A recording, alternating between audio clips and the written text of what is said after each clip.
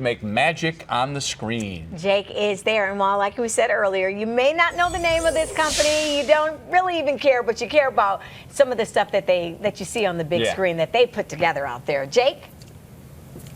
That's right. Good morning, guys. When Hollywood comes to Chicago, whether they're making a superhero movie or a mafia movie or a sports movie, one thing that they are making is authenticity. And that is why Zap Props is the first place that they stop when they come to town. It is the premier prop shop here in Chicago that gives them everything they need to make that scene just right here. Check it out. They created the dangerous atmosphere of the 1930s mafia. And I found out that there wasn't really any big prop houses in Chicago. They helped assemble the first female professional baseball team. Came up the idea to start doing a real prop house in Chicago. They even gave the Transformers something to destroy.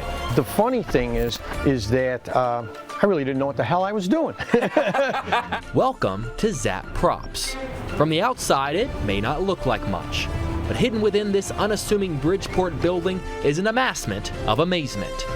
Built in 1912, this 36,000 square foot building acts as a holder of history, because Bill Rowski, the man behind Zap Props, has been supplying authenticity to Hollywood movies, TV shows, commercials, magazine covers, music videos, and even restaurants for decades.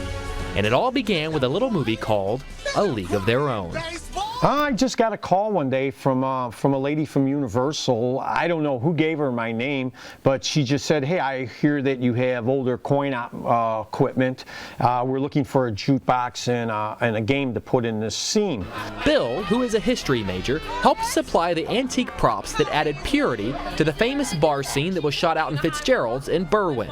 Thus began a career that would make Zap Props one of the premier movie prop shops in America.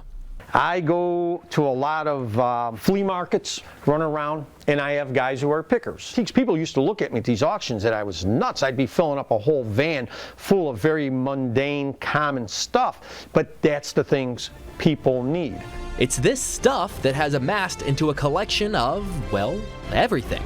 When Hollywood comes knocking, looking for cinematic credibility, Zap Props has been there to answer. Road to Perdition, Home Alone, High Fidelity, Public Enemy, Transformers. They all feature Bill's treasures, and those are just a few. It's just a good feeling to know that you had something worthwhile to be in a picture. I really like that because, you know, here it is, it's a lot of your stuff. They could create out of what you have that scene. Bill doesn't really keep track of which movies his collection has been in, or who even currently has his stuff. He leaves that part of the business to his daughter. Instead, he is just focused on the collection, the history, and the future. Because when it comes to movies, Bill helps us do the only thing that really matters. He helps us believe. We have had a great time out here all morning long, and we thought where else to end our morning than the sort of movie aisle. We've got the cameras, we've got the film reels, we've got the awards. I'm telling you, they got a little bit of everything. I did ask, is the place open to the public just to come check out and touch things? And I think he saw me going around and just touching everything and playing with everything. And he said, no, it's not really open to the public. It's not Universal Studios. This is a business that he's running.